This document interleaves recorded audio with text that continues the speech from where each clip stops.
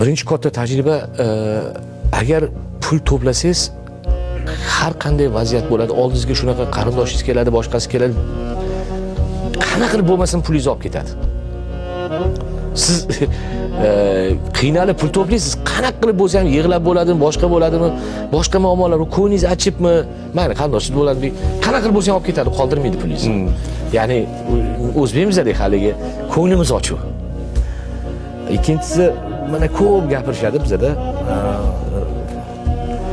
Men bo'lgan voqea ham bo'lmagan voqea ham bilmayman. Buxoro amirini shuncha vagon tillasini olib ketib qolgan deshadi. Ha shu tilla yig'ib nima qilardi? Undan ko'ra fabrika qurmasmidi agar rost bo'lsa?